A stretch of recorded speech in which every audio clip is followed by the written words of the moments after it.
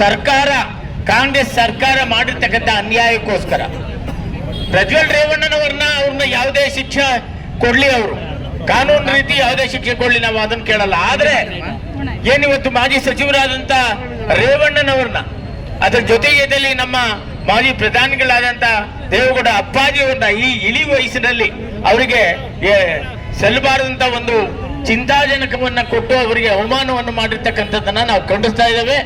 ಇವತ್ತು ಏನು ಈ ಇಬ್ಬರು ಶಿವರಾಮೇಗೌಡರು ಮತ್ತು ಡಿ ಕೆ ಶಿವಕುಮಾರ್ ಜಿ ಅವರು ಇಬ್ಬರು ಕೂಡ ಇವತ್ತು ಮಾಡಿರ್ತಕ್ಕಂಥ ಒಂದು ಅನ್ಯಾಯ, ಪಕ್ಷಕ್ಕೆ ಮಾಡಿರ್ತಕ್ಕಂಥ ಒಂದು ಅನ್ಯಾಯ ಮತ್ತು ವೈಯಕ್ತಿಕವಾಗಿ ಇರ್ತಕ್ಕಂಥ ಅವರ ಒಂದು ದುರುದ್ದೇಶವನ್ನ ಇದು ಎತ್ತಿ ಹಿಡಿದು ತೋರಿಸ್ತಾ ಇದೆ. ಇವತ್ತು ಏನು SIT ಕೊಟ್ಟಿದ್ದೀರಿ, SIT ಇಂದ ತೆಗೆದು ನಮಗೆ CBI ಎನ್ಕ್ವೈರಿ ಕೊಡಿ ಅಂತ ಹೇಳ್ಬಿಟ್ಟು ನಮ್ಮ ಪ್ರತಿಭಟನೆಯನ್ನ ಇವತ್ತು ನಮ್ಮ ನೆಲಮಂಗಲ ತಾಲೂಕಿನ ಎಲ್ಲ BJP ಮತ್ತು ನಮ್ಮ JDS ನ ಕಾರ್ಯಕರ್ತ ಬಂಧುಗಳು ನಾವೇನು ಇವತ್ತು ಮೆಮೊರಂಡಮ್ ಅನ್ನ ತಹಸೀಲ್ದಾರ್ ಅವರಿಗೆ ಕೊಡ್ತಾ ಇದ್ದೇವೆ. ನಮ್ಮೆಲ್ಲರ ಒಂದು ಉದ್ದೇಶ ಒಂದೇ, CBI ಕೊಟ್ಟು ತನಿಖೆಯನ್ನ ಮಾಡಿ ಯಾರು ತಪ್ಪಿತಸ್ಥರೋ ಅವ್ರು ತಪ್ಪು ಸಿಕ್ಕಲಿ, ಅವ್ರಿಗೆ ಶಿಕ್ಷೆ ಆಗಲಿ. ಆದ್ರೆ ನಮಗೆ CBI ಕೊಡ್ಲೇಬೇಕು ಅಂತ ಹೇಳ್ಬಿಟ್ಟು ನಾವು ಪ್ರತಿಯೊಬ್ಬರು ಕೂಡ ಒತ್ತಾಯಿಸ್ತಾ ಇದ್ದೇವೆ. CBI ಕೊಟ್ಟು ಈ ವಿಚಾರಣೆಯನ್ನ ನಡೆಸಲಿ ಅಂತಕ್ಕಂಥ ಮಾತನ್ನ ಹೇಳಿ ತಮ್ಮೆಲ್ಲರಿಗೂ ಇವತ್ತು ಇದಕ್ಕೆ ನಮ್ಮ ಧಿಕ್ಕಾರ, ನಿರ್ಮಲ ತಾಲೂಕಿನ ಜನತೆ ಪರ ನಿಮ್ಮ ಧಿಕ್ಕಾರ ಹೇಳಿಕೆ ಬಯಸ್ತೀನಿ ಬಂಧುಗಳೇ. ನಾವೆಲ್ಲರೂ ಕೂಡ ಯಾರಕ್ಕೆ ವಚನಕ್ಕೆ ತಲೆ ಸಂತಕ್ಕೆಲ್ಲ ಯಾರು ಕೂಡ ಮಾಡಿಲ್ಲ.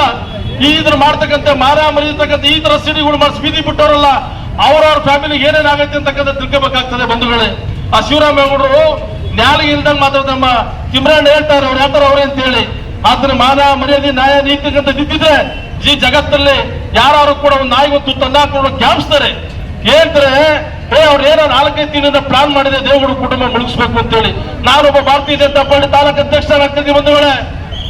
ಧರ್ಮಗಳಲ್ಲಿ ಯಾವ್ದು ಸತ್ಯಾಸತ್ಯ ನೋಡಿ ಬಲೋ ಭಾರತ್ ಮತಕ್ಕೆ, ಭಾರತೀಯ ಜನತಾ ಪಾರ್ಟಿಗೆ, JDS ಪಾರ್ಟಿಗೆ ಮಾಡೋದು ಬಹಳ ಏನಾಯ್ತುತ್ತೆ ನೋಡಿ. ನೆನ್ನೆ ಒಂದು ಘಟನೆ ನಡೀತು, ಅಲ್ಲೇ ನೇಹಾನ ಕೊಲೆ ಆದ್ಮೇಲೆ ಇನ್ನೊಂದು ಹುಡುಗಿ ಕತ್ಕತ್ತರಿಸ್ತಾ ಬರೀ ಅದು ಬಂದಾಗ ಎಲ್ಲಾ ಟಿವಿಲೂ ಮಾಧ್ಯಮ ಪ್ರಚಾರ, ಹಿಂದೂ ಆಗಲಿ ಮುಸಲ್ಮಾನ್ ಆಗಲಿ ನ್ಯಾಯಸಮ್ಮತ ಬದುಕಂತ ಕೆಲಸ ನಮ್ಮ ನಾಡಲಾಗಬೇಕು ಅಂತಕ್ಕಂಥ ಸಣ್ಣ ಸಲಹೆ ಅಷ್ಟೇ ಬಂದಿದೆ. ಅದಕ್ಕೋಸ್ಕರ ನಿಮ್ಮ ಮಾಧ್ಯಮ ಸ್ಥಿತಿ ಮನವಿ ಮಾಡ್ತೀನಿ. ಇವತ್ತು ನಮ್ಮ ತಾಲೂಕಲ್ಲೆಲ್ಲ ಕೂಡ ಸಪೋರ್ಟ್ ಕೊಟ್ಟವ್ರೆ. ನಾವು ಇವತ್ತು ಅದನ್ನು ವಿರೋಧ ಮಾಡಿದ್ವಿ. ಮುಂದೆ ಇಂಥ ಕೃತ್ಯಗಳು ನಡಿ ರೀತಿ ನಡ್ಕೊಂಡು ಹೋಗ್ಬೇಕು ಅಂತಕ್ಕಂಥದ್ದನ್ನ ಹೇಳ್ತಾ ಇದೀವಿ. ಬರೀ ಒಬ್ಬ ಮಂತ್ರಿನೇ ಅರೆಸ್ಟ್ ಮಾಡ್ತಾರೆ ಅಂದರೆ ನಮ್ಮ ತಾಲೂಕಲ್ಲಿ ಶಾಸಕರವರು ಕಾಂಗ್ರೆಸ್ ಶಾಸಕರವರೇ, ಕಾಂಗ್ರೆಸ್ ಮುಖಂಡರುಗಳು, ರಾಜ್ಯ ಸರ್ಕಾರ ಕಾಂಗ್ರೆಸ್ ಐತೆ. ಇಲ್ಲಿ ಈ ಥರ ಹೀನ ಕೃತ್ಯಗಳು ಸುಮ್ಮನೆ ನಮ್ಮವ್ರ ಮೇಲೆ ಕೇಸ್ ಹಾಕ್ತಿರೋದು ಬೈಕ್ಗೋಸ್ಕರ ಹೋರಾಟ ಮಾಡಿದ್ದೀವಿ. ಇನ್ನೊಂದು ಕೇಸು ಕೂಡ ನಮ್ಮ ತಾಲೂಕಲ್ಲಿ ಯಾರು ಕೂಡ ಬೇಕು ಅಂತ ಹಾಕ್ಸಿದ್ರೆ ಅವ್ರು ಯಾರೇ ಆಗಿದ್ರು ಕೂಡ ಹೋರಾಟ ಮಾಡಿ ರಾಜ್ಯ ಸರ್ಕಾರ ಗಮನ ತರಂತ ಕೆಲಸ ಮಾಡ್ತೀವಿ.